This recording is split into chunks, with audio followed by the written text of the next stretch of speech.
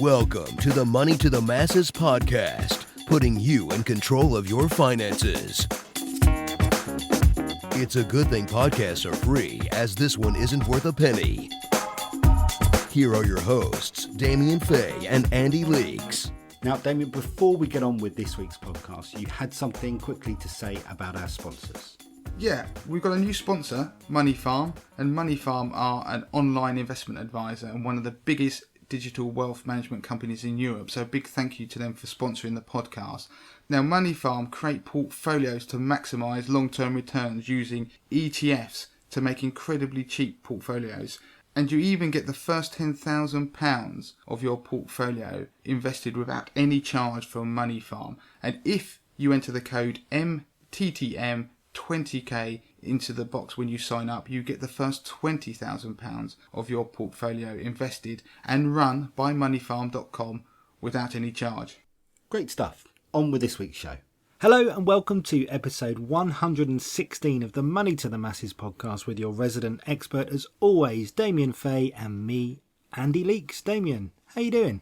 I'm good, Andy. It's good to see you, actually. It's been a hectic week. I've been talking a lot because you remember last time I was chatting about the new podcast I'm doing about inspiring people to take a great leap into the unknown and follow a passion and change their lives. Well, I've been doing various interviews, so I feel like I've spent the large part of this week talking, so it's good to be back to relative normality of just chatting to you, Andy, to be honest with you. And of course the thousands, the tens of thousands of listeners that we have as well. Yeah, and the tens of thousands, I don't forget them, but obviously looking at your smiling face, Andy, is enough to brighten my day. So how's your week been? My week's been alright, yeah. My wife had a bit of an accident. She put her back out a week or so ago, so we've had a week's worth of rest and tablets and chiropractors and me having to do the school runs. I was going to say it's a shame to hear. The way you said we've had a rest, it made it sound like you decided to have a lie down as well in sympathy and just have a rest. No, it's quite the opposite. And do you know what? I think it's good for husbands to actually get a little slice of reality from time to time. And actually, I have to hold my hands up and say I don't think I fully appreciated just how busy and how tough my wife has it. So, yeah, put that on record. She does a blooming good job, and hopefully she'll recover soon. I tell you what, Andy, I hope she does. I know what having a bad back is like. I had one previously when you end up having a slight sport injury. Nothing major, but it is so limiting. And so let's wish your wife a speedy recovery. But apart from you having to do everything, be super dad and super carer, you've been all right. Yeah, I haven't managed to fit anything else in, and that's kind of what I was harking back to, the fact that she's Superwoman, so well done her. Anyway, that's enough about me. What have we got coming up on the show this week? Right, we've got 3 pieces this week, and they are, 2 of them as usual have been inspired by national newspapers asking me about topics this week. So one of them is, as we are heading into the new year, a good theme is one way of trying to boost your finances by making sure you're claiming various tax reliefs that are available to everybody out there. And I was asked what are the best ones, or any that people don't claim and should be claiming. So I've pulled together a short list of some of the key ones. So I'm going to run through that. The New Year part is irrelevant. This is an evergreen piece because it can be doesn't matter what time of year you're going to do this. The other piece I was asked about was to do with interest rates and how do you know when they're going to go up. So the bank base rate has hit a historic low and was cut in the summer of 2016. And how do we know when it's going to go up? Because the only way it looks like it's going to be up. So I'm going to give people a couple of tips. And there is one fairly timely piece around tax returns. I just want to quickly talk about filing tax returns, just who should be doing it, and just giving people a little bit of advice to make it that smidging easier than it is. Because if anybody has tried to do a tax return online, then it is a bit of a minefield. So those are the 3 pieces, Andy. Take your pick as to which we're going to do first. Let's go for the tax first. Let's do the taxing bit first. Well, let's do the tax because tax is boring, okay? So we can get out of the way and get onto the more interesting stuff. Now, what I want to just quickly run through is who needs to do a tax return, because there'll be people listening to this podcast who think, well, should I be doing one or shouldn't I? Because no one tells you to do a tax return. You have to go and register online and actually decide that you're going to file one. So if you are self-employed, you should be doing one. If you're a company director of some kind, then you should be possibly doing a tax return. If you have any other form of income, even if you are employed and you're paid via PAYE, which is the code system that you actually pay your tax if you're employed. So if you have rental income or you have some other income from somewhere else, then you will need to file a tax return. And if you receive child benefit and you or your partner earn more than £50,000 a year, then you need to file a tax return in order to repay your child benefit. Because if you recall that if you earn over £50,000 a year, your child benefit is actually reduced on a tapered scale until it's completely removed by the time you get to £60,000. So if one of you earns over that amount, then you have to pay it back, and the way you do that is via a tax return. So that is who has to do a tax return. Now, I just want to quickly run through how you do it. Yeah, let's do that. You might actually be helping me, because I've been doing a tax return ever since I had a book that went on the internet, and I started earning some additional money. And as you said earlier, no one really tells you you've got to do these things, and no one necessarily tells you you're doing them right unless you pay lots of money for an accountant. And to be honest, the extra earnings I was earning didn't really mean that I had enough money to pay an accountant, so I was kind of winging it, and in a way I still am. So I'm hoping that you're going to give me a few tips. Okay, the tips I'm going to give are going to be how you get started, and actually when you go through the step-by-step process, there's help along the way. You mentioned a tax consultant or an accountant. Now, one of the big tips, if you're going to get confused doing any of this, then get somebody to do it for you, because the one benefit, if you did get somebody to do it for you, as in an accountant, then you won't have the taxman chasing after you for not filing a return or doing things wrong, and that will cost you about £150 for somebody to do your tax return. So you can weigh up the balance of whether that's good or value or not, whether you do it yourself. You can do it yourself. If your income is relatively straightforward, then it isn't the hardest thing in the world to do. So the hardest thing is actually getting started, because what you need to do is you need to go to the official site on the hmrc.gov website, and it's got a /registration is the URL. Andy will put a link to it in the notes of this podcast. Somebody got in touch actually recently and asked if I could repeat all the URLs twice, because people write notes as they listen to the podcast and sometimes they miss them, but we do put them in the show notes, so that's the easiest way to get them. When you go to the website, go to select individual and then go to self-assessment, and then you fill in the details that it asks you there about you personally. What will happen is you will get a user ID assigned to you, and you create a password. Now, the key thing is you then get an activation code, which is sent once in the post about 2 weeks later, and it's a one-time deal, and it is so frustrating. Andy, you just hit the nail on the head. And if you could see Andy there, he was clenching his fists when he said that, because I know that frustration. Because they send you an activation code, so you think, oh, I need to go on and file your return. I should jump back slightly, because there's a deadline for all this, okay? You need to get your tax return done for the 2015 to 2016 tax year. It has to be filed online by the 31st of January 2017. So when you do a tax return, it's always the January after the tax year has finished. That's the one where the income you're looking at. So it's not the one you're currently in, it's the one that had finished in the April previously. But of course, as Andy said, what happens is everybody suddenly realises, I've got to do this. They register online, they get a username and password, but they get this activation code that comes in the post, and it usually takes 7 working days, which that is more than a week, because obviously it's only 5 working days in a week. But you only get it by post, and like Andy said, it's like a one-time only thing. You need that to be able to get online and complete the registration. And if you don't have it, then you can't do your tax return. But of course, anybody who's listening to this is thinking, hold on, so if I get to the 30th or 31st of January and try to go online to do this, you won't be able to. And what will happen is you'll end up filing your tax return late. And if you do, you'll get £100 fine regardless. And now that can increase over time the longer you take to file your return. So the reason I've done it this week on the podcast is just to remind people that if you think you're going to have to do a self-assessment tax return, then check. And if you do, then do the registration process, because you're not going to be able to do anything for over a week. Right, so assuming you've got through, then what you need to do is gather all your paperwork together. So you need to get your P60 forms from your previous employers, which shows you sort of income and tax. If you've left a job, then you need your P45. And again, this is for the previous tax year to the one that we are currently in. So it's 2017 now, we're talking 2015, 2016.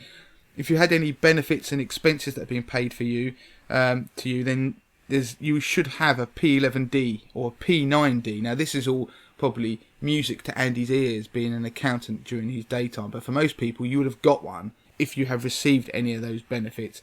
Remember, you need to know your bank account interest and your dividends and any income that you received in that tax year. Now for most people it's nothing, so when you go through you have to actually put in zeros for a lot of this stuff. But if you've got any income, then put it in where you should do. It's fairly self-explanatory. Make sure you put any expenses that you've got in there, and there are a number of legitimate expenses and costs you can reduce your tax bill by. Again, you'll see them listed. And if you work from home, you can claim the cost of running your home and your business expenses. So the HMRC website does have a list of this stuff. I'm not going to run through it on the podcast bit by bit, because it'll be boring and we'll be here all day. But if it is complicated, then do speak to an accountant. Like I said, it's going to be £150. One big tip is once you go through the process, you get a chance to check it. And the summary at the end is far simpler than the process itself. I've done it and I've gone through and looked at these things. So you get a summary where you get the form printed out, which is your tax return, as it were. So the actual bit you go through is like it's like a funnel, it's like a workflow that goes through that pre-populates the form. Otherwise the form is quite difficult to complete. Therefore that summary you get at the end is very easy to actually review and look at. So don't worry, you can go back, you fill in a question, you get to the end, you can save it, you can go back and you can change it. So do that if you're not sure whether you should answer a question yes or no, or any details, and you can see at the end the summary should match up with the information that you started with on your paperwork. The last tip is, when you've finished, make sure you actually go and pay your tax, because you may think you have somehow paid it, but you won't. You actually have to go and pay it via your bank account, and a lot of people forget to do that last bit. They actually finish the tax return, they click done, and they see their bill, think fantastic, happy days. Even though you finish the form, make sure you go to your online banking and pay it, and make sure you also check the HMRC sort code and the bank account number that you put it, because they have actually multiple different ones, and you could end up paying it into the wrong one when you use your internet banking if you just type in HMRC blah blah blah, because they do try to preempt you, don't they? Your online banking does try and help you by pre-selecting bank accounts that the bank already knows exist, and the HMRC is one of them. So make sure you send it to the right one. I've heard many stories of people who've done that, sent it to the wrong bank account, and then they have all sorts of issues trying to unravel it. And the other thing, just a quickie, if your bill is over £1,000, then you may have to start making what they call payments on account towards your tax bill for the next tax year, i.e. this tax year, which will be half of what your bill is for the previous tax year, if that makes sense. Don't worry about it, because it will tell you when you go online, but it may mean you end up paying a little bit more than you think you're going to, than the numbers you've worked out on your piece of paper before you even started your tax return, but it will tell you. So make sure you do your tax return early, because if there is an extra payment you need to make, you're going to need to find the money. And the good thing about that, in a way, is yes, you might have to pay more now, but of course when you do your tax return the following year, if it turns out that you should have paid less because you're kind of paying it forward, they may well tell you that you've actually already paid over the odds, and so you might actually get a bit of a rebate the following year. So it's not all bad news. Exactly, Andy, because all you're doing is they're trying to get the tax ahead of time. If you hear some weird knocking, by the way, I think I've got some work going on in the building next to me, so you probably might hear that come through. Ignore it. It might be irritating, but ignore it. Good stuff. As you were kind enough, Damien, to let me choose the first one, why don't you choose this next one? Okay, the next piece I'm going to do, Andy, is tax reliefs people could claim and boost their income. Now, I was asked this by a journalist, and there are a number of tax reliefs we can do. Or not all of them are tax reliefs. Some of them are almost taxes, but allowances we should be checking we can use. So I'm going to go through them, and people, you can Google them or go onto the Money to the Masses website to find out more information. So the first thing we should do is check your benefits that you might be entitled to. People are surprised that there are benefits out there that they may be able to get that they're not claiming. Now again, I'm not going to run through them all because there is an easy way to find out. And there is an official online tool called Entitled To on the .gov website that will, if you put in your details, it will tell you of any credits, tax credits or benefits that you may be able to claim. So go do that ASAP, because there may be some free, inverted commas, money that you could be entitled to. The other thing to check is whether you are entitled to the married couples allowance. Now, this marriage allowance is a new allowance that was brought in the last year, where 4 million people are eligible to be able to transfer some of their partner's unused personal allowance, their personal income tax allowance, if it's not used, to the main breadwinner. And the problem is that all these things is a great idea, but only a quarter of the people entitled to. We did a podcast on it before where we cover it in more detail, but 3 million people don't actually claim it. And now this could be the equivalent of £220 less tax that you could pay if you claim this. So if you have a partner who isn't using all of their personal allowance, so they're not earning more than £11,000 a year, you may be able to transfer some of that and use it yourself. There are rules as ever and caveats that stop everybody doing it, but double check. You might be able to get a council tax rebate. That might be able to put some more money back in your pocket, because just very quickly, the way council tax bands work, our houses, we pay tax based on the band we're in, and everybody in the street is usually in a similar band or the same band, depends on the type of house. And back when they were when council tax was brought in, I think it was in 1991, all that happened is someone went down the street in a car looking around and kind of valuing the houses and saying, yeah, they're all the kind of same and they'll be in this band.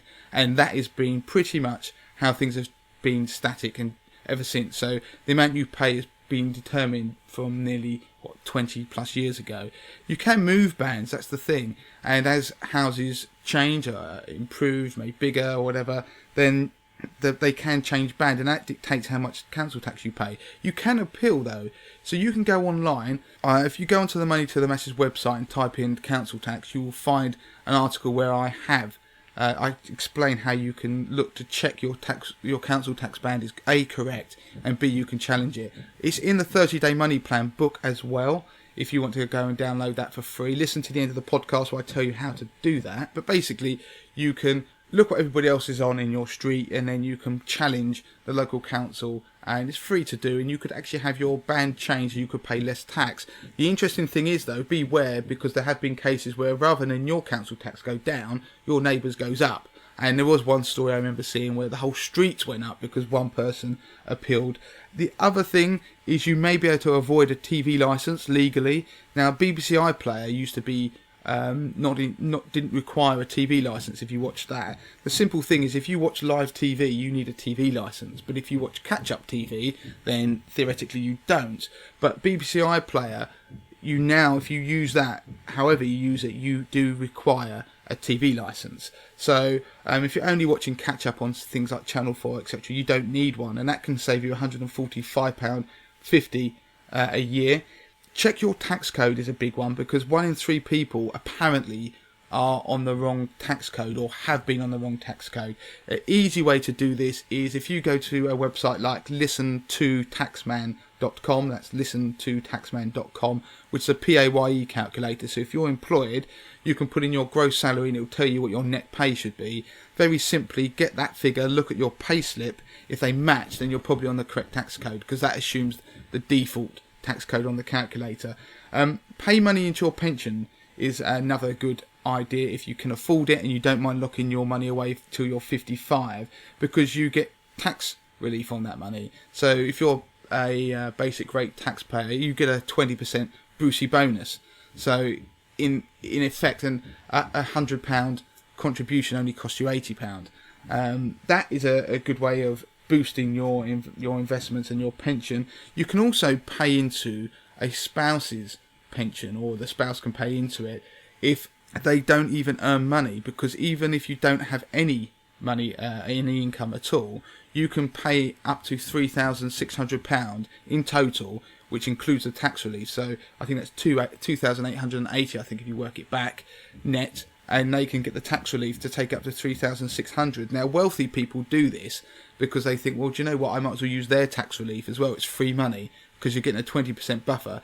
Whereas with pension contributions, it's reclaiming tax. Well, if you never paid it because you're not earning, you are definitely getting free money there. So that's not a bad thing to do if you are planning to pay into a pension for them anyway.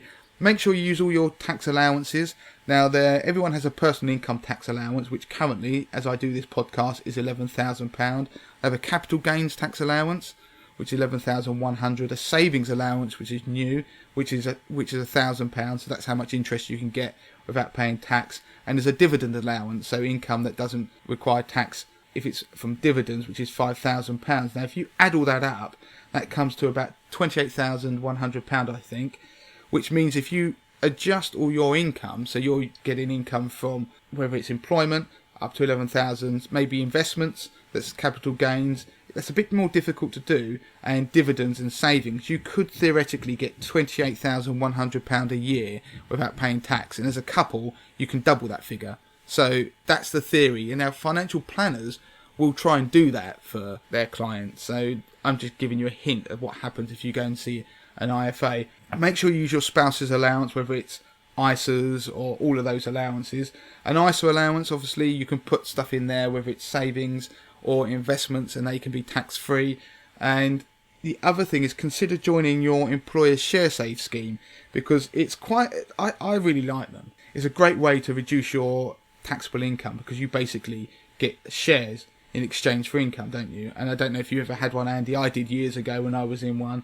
And you're not liable for income on those things. It basically goes in there tax-free, and you only have to pay capital gains tax on the sale. So it's a really good way of getting cheap shares, because you also get them normally at a reduced rate.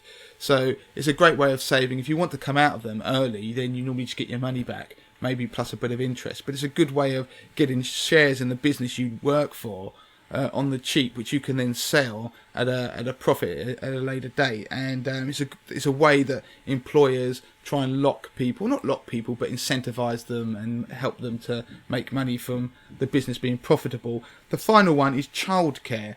There are childcare vouchers which you can have, and I've used in the past, which are incredibly helpful. They really mean you can get they subsidise your childcare for your children, because they allow you to really pay for childcare out of gross pay. That scheme is changing. There is a new one that's due to come in this year, which isn't out there at the moment, but keep an eye on it.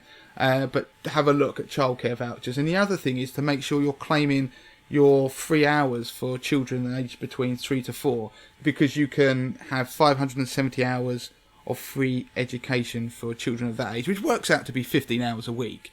And some people don't claim it. They might not want to put their kids into nurseries or whatever, but it's great, obviously, for mixing with other children. We did it. Don't forget, it's free, and that scheme is being extended to more hours, so do have a look. And so all of those things, there will be others. If there's any others that you can think of very quickly, then ping them in and I'll post it onto the site and Twitter feed as well. But they're the very quick, easy, dirty ones that can actually mean you save a bit of money. Right, and the last piece, which will be is about interest rates. Now, we're not going to dwell on this, but I was asked whether when interest rates will go up, and the thing is, we don't really know. Well, funnily enough, at the end of 2016, the market thought that rates would be cut, and that was partly because the Bank of England had kind of led people to believe that would be the case. It didn't happen. So when I was asked what's going to happen to interest rates in 2017, the simple answer at the moment, everybody thinks the market is pricing in that nothing will happen, and 2018 may be the point where they start to go up, but they're going to go up fairly slowly. To give that some context, though, for the last 7 years, the market has been pricing that they will go up, and they clearly haven't. What I want to do is just check out a couple of things for people to look at. When you're watching the news, you hear about inflation. If the inflation keeps going up, then there's more chance that interest rates will have to go up, because interest rates counter inflation. We've done a podcast on it in the past. Have a listen. But in simple terms, if inflation gets too high, then the Bank of England will raise interest rates. They're targeted at 2% as the level they need to keep it at. But we're well below that at the moment, but there's a very big likelihood that we're going to go above 2% in 2017 because the pound has fallen so much. So everything we import is more expensive relatively. So that means things will go up. And so inflation is a measure against the previous year, don't forget. So compared to last year, which would have been pre-Brexit, and the pound falling 20% against the dollar, things will become more expensive. So keep an eye on inflation. If employment keeps falling and economic growth keeps edging up, then there's a sign that interest rates could go up sooner rather than later. Certainly more likely that than they'd be cut or anything else. The one thing I would say is we have no idea, but Mark Carney in 2015 started dropping hints about all people should get used to the idea that rates might go up, because at that point they really did think interest rates were going to go up in 2015. They didn't in the end, but at the time the market had priced in they would. Mark Carney was sort of dropping hints because the Bank of England don't want to shock the system, because if they raise interest rates it means our mortgages go up, it means that there's less money sloshing around the economy, and it means economic growth will start to could possibly slow, and they don't want to cause the economy to stall before it gets going, so they try and give hints that that's what's going to happen so people can adjust gradually. So listen to Mark Carney's comments when you watch the news at 10 and he's on there doing press conferences and stuff like that, whether he starts mentioning rate rises. If he starts mentioning it more, then there's a hint that the first rate rise will be sooner rather than later. Again, quickly, just a hint where we were last year, back in the last year after the rate cut in 2016, the market wasn't pricing in a rate rise until 2019.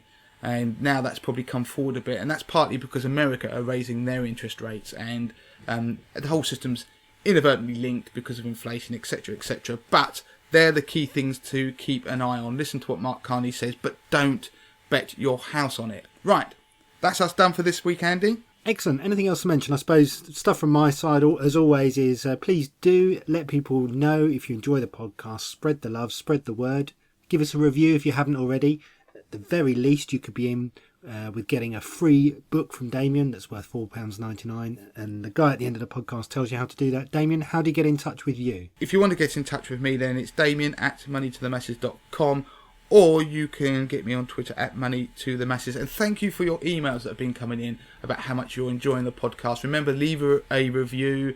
I love getting your emails, not because I love self-praise or anything like that, but it gives me a real momentum and energy to keep doing what we're doing, and it gives me a sense that we are really going places, because 2017 has started off in an incredibly exciting fashion for us, and I'll have more details on those things in the future, so keep listening. Good. Until next week. Until next week. Bye. Don't forget to claim your free copy of Damien's best-selling book, The 30-Day Money Plan. Sort your finances in just 5 minutes a day, worth $4.99. Just go to moneytothemasses.com/podcast to find out how.